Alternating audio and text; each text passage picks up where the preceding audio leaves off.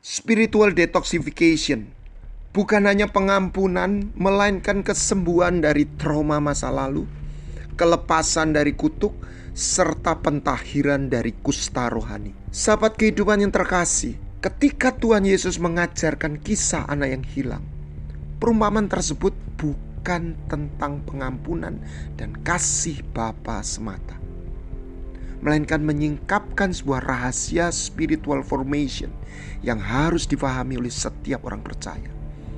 Ketika anak yang bungsu kembali ke rumah Bapa, ia tidak hanya membutuhkan pertolongan, ia membutuhkan pengampunan dari sang ayah karena ia telah durhaka terhadap ayahnya. Namun ia tidak hanya membutuhkan pengampunan, sebab ia datang dalam keadaan sebagai seorang gembel, perut lapar, jubah kotor dan najis, serta sepatu yang rusak. Sehingga ia dalam keadaan kerusakan secara keberadaan dirinya, sebab ia bekerja sebagai penjaga di peternakan babi.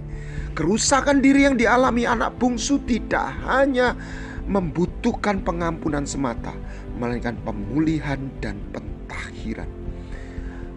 Anak bungsu datang dalam keadaan lapar dan membutuhkan makanan, dan memang kelaparan itulah yang memotivasi dia kembali ke rumah bapaknya, sebab ia tahu di sana banyak makanan. Bagaimana itu bisa tergenapi? Bukan hanya sesekali, tetapi ketika ia datang, ia tidak berharap diterima kembali sebagai anak bapa. Ia hanya memohon belas kasihannya, his compassion, menjadi salah satu orang upahan dan mendapat makanan sehari-harinya. Tetapi apa yang dilakukan sang ayah kepadanya melampaui apa yang ia bayangkan. Ia memohon pengampunan dan meminta pertolongan, namun ia menerima perjanjian. He asked for compassion, he got covenant. Dikatakan dalam Lukas pasal 15, ayahnya mengambil seekor anak lembu tambun dan menyembelih di depan dia, dan mengajak dia makan dan bersukacita. Penyembelihan anak lembu tambun bukan sekedar sebuah tindakan untuk menyediakan makanan, melainkan satu tindakan profetik di mana sang ayah bersedia memulihkan ikatan perjanjian dengan dia. Dikatakan bahwa bawalah kemari orang-orang yang kukasih, yang mengikat perjanjian dengan aku berdasarkan korban sembelihan. Melalui itu sekaligus sang ayah memberikan jubah yang baru, cincin dan sepatu. Apa yang dilakukan sang ayah kepada anak yang bungsu bukanlah tindakan kebaikan semata, melainkan ekspresi kasih seorang ayah kepada anaknya. It's personal love, not common love. Cinta yang diwujudkan dalam ikatan perjanjian, love in covenant. Melalui ikatan perjanjian, sang ayah tidak hanya mengampuni anaknya, melainkan mentahirkan, memulihkan, dan mengembalikan status dan identitas diri yang rusak dari sang ayah akibat pelanggarannya. Dalam adat Yahudi, tanpa pemulihan ikatan perjanjian yang ditandai dengan pengenakan jubah yang baru kepada sang anak, maka anak bungsu tidak pernah diizinkan masuk ke rumah ayahnya. Sebaliknya ia akan dilempari batu karena ia telah durhaka kepada ayahnya. Gambaran kasih dalam ikatan perjanjian kita temukan dalam kisah persahabatan Daud dan Yonatan. Keduanya bukan hanya bersahabat, melainkan mengikat perjanjian. Dalam 1 Samuel 18 dikatakan, ketika Daud habis berbicara dengan Saul, berpadulah jiwa Yonatan dengan jiwa Daud, dan Yonatan mengasihi dia seperti jiwanya sendiri. Lalu bagaimana Yonatan mengekspresikan cinta yang dikatakan seperti jiwanya sendiri? Ditulis, Yonatan mengikat perjanjian dengan Daud karena ia mengasihi Daud seperti dirinya sendiri. Dan Yonatan menanggalkan jubah yang dipakainya dan memberikannya kepada Daud, baju perangnya, sampai pedangnya, panahnya, dan ikat pinggangnya. Kasih Yonatan kepada Daud diwujudkan dalam ikatan perjanjian yang ditandai dengan mengenakan jubahnya kepada Daud. Ikatan perjanjian yang Daud terima dari Yonatan telah mengubah statusnya dari rakyat biasa menjadi anggota kerajaan, sebab ia telah menjadi saudara dari pangeran kerajaan. Kasih dalam ikatan perjanjian, love in covenant, bukan kasih yang biasa, melainkan kasih yang mentransformasi mereka yang bersedia masuk dalam ikatan perjanjiannya. Sahabat kehidupan, kasih yang ditawarkan Kristus kepada kita bukanlah kasih seorang yang baik hati, menerima gembel yang kelaparan dan yang memohon belas kasihannya, lalu memberi makan si gembel hingga kenyang dan membiarkan ia pergi tanpa sebuah perubahan status. Sebab sekalipun si gembel pergi dengan kenyang, namun ia tetap seorang gembel. Status dan nasibnya tidak berubah hanya oleh berkat yang diterimanya. Kasih yang ditawarkan Kristus adalah kasih seorang bapa yang memulihkan ikatan perjanjian dari anaknya yang durhaka, yang membuat dia bukan hanya gembel yang menerima makanan, tetapi kembali menjadi anak. Kasih yang mentransformasi sang anak dan membawa sang anak hidup dalam tempat kediamannya, rumahnya, his dwelling places.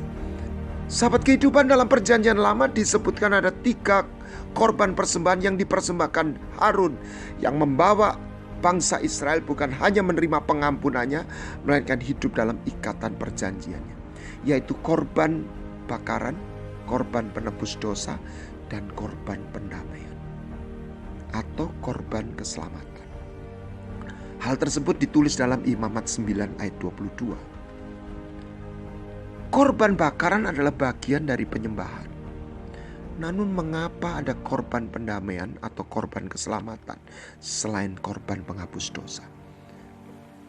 Korban pendamaian atau korban keselamatan adalah korban yang membawa umatnya hidup dalam pendamaian dengan Tuhan. Kita bukan hanya butuh diampuni. Absalom diampuni oleh Daud, tetapi gagal berdamai dengan Daud. Daud tidak pernah menyapa. Absalom tidak pernah mendapat kesempatan untuk berbicara kepada Daud. Anugerah yang disediakan oleh Tuhan bukan hanya pengampunan, tapi pendamaian. Korban pendamaian membawa umat Tuhan mengalami pendamaian, menutup pintu celah kuasa maut, agar maut tidak memiliki pijakan atas hidup orang percaya. Sahabat kehidupan, ketika Daud melakukan dosa dengan menghitung laskarnya, ia pun menyesal dan memohon pengampunan. Sekalipun tidak ditulis, saya percaya Daud telah membawa korban penghapus dosa di hadapan Tuhan. Dikatakan, tetapi berdebar-debarlah hati Daud setelah ia menghitung rakyat.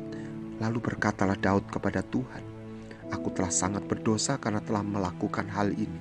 Maka sekarang Tuhan, jauhkanlah kiranya kesalahan hamba-Mu, sebab perbuatanku itu sangat bodoh. Sahabat kehidupan, dari cerita itu kita tahu tulah tidak berhenti hanya dengan penyesalan dan permohonan pengampunan Daud. Sekalipun Tuhan sudah mengampuni Daud, itulah sebabnya Tuhan melalui Nabi Gad memberi petunjuk bagaimana memberhentikan tulah yang telah terjadi. Di tempat yang Tuhan tetapkan, Daud mempersembahkan 2 macam korban persembahan, yaitu korban bakaran dan korban keselamatan atau korban pendamaian. Dikatakan lalu Daud mendirikan di sana mezbah bagi Tuhan dan mempersembahkan korban bakaran dan korban keselamatan atau korban pendamaian. Maka Tuhan mengabulkan doa untuk negeri itu dan tulah itu berhenti menimpa orang Israel. 2 Samuel pasal 24 ayat 25. Saat itu juga tulah berhenti. Anugerah pendamaian. Sahabat kehidupan, masih ada satu anugerah lagi yang kita butuhkan, adalah pentahiran dari kusta. Kusta bukanlah sekedar sebuah penyakit biasa, melainkan penyakit yang membuat penderita terbuang dari masyarakat, bahkan terbuang dari jemaat dan hadirat Tuhan. Sekalipun ia tidak berbuat dosa, namun ia najis, tidak tahir, sehingga ia tidak boleh masuk ke rumah Tuhan. dan bergabung dengan jemaat Tuhan. Dalam perjanjian lama, proses pentahiran kusta terjadi ketika imam memperciki penderita kusta 7 kali dengan percikan darah yang bercampur air dari belanga. Selanjutnya ia harus mencuci pakaiannya dan mencukur seluruh rambut di tubuhnya. Semuanya ditulis dalam kitab Imamat pasal 14. Apa yang ditulis dalam Imamat pasal 14 adalah bayangan yang telah digenapi ketika Kristus mencurahkan darahnya sebanyak 7 kali dalam perjalanan salib melalui taman Getsemani hingga ke bukit Golgota. Artinya penebusan Kristus bukan hanya menyediakan pengampunan, melainkan juga pemulihan, pentahiran, kesembuhan yang membawa transformasi kehidupan. Inilah yang harus difahami oleh setiap orang percaya. Sebab banyak orang percaya terhenti dalam anugerah pengampunan, tetapi hidupnya tidak pernah mengalami transformasi sebab ia gagal memahami sebuah formulasi rohani, sebuah peta rohani yang telah disediakan oleh Tuhan kepada kita. Apa yang dilakukan sang ayah kepada anak bungsu adalah gambaran karya Kristus kepada kita. Bukan hanya mengampuni dan mengasihi, melainkan melalui ikatan perjanjian ia mentahirkan anaknya yang ditandai dengan mengenakan jubah yang baru. Di sana ia menerima sepatu yang memampukan berjalan dalam jalan kehidupan, cincin atau tongkat sebagai otoritas rohani. Dan hal itu sejalan dengan yang tertulis dalam Mazmur 23 ayat 3 dan 4. Ia menuntun aku di jalan yang benar oleh karena namanya. Sekalipun aku berjalan dalam lembah kekelaman, aku tidak takut bahaya sebab engkau besertaku, tongkat dan gadamu itulah yang menghibur aku. Melalui ikatan perjanjiannya, kita dibawa untuk hidup dalam hadiratnya, mengenal dan berjalan di jalannya dengan otoritas rohaninya. Salam kehidupan, saya Joshua Guanatajo.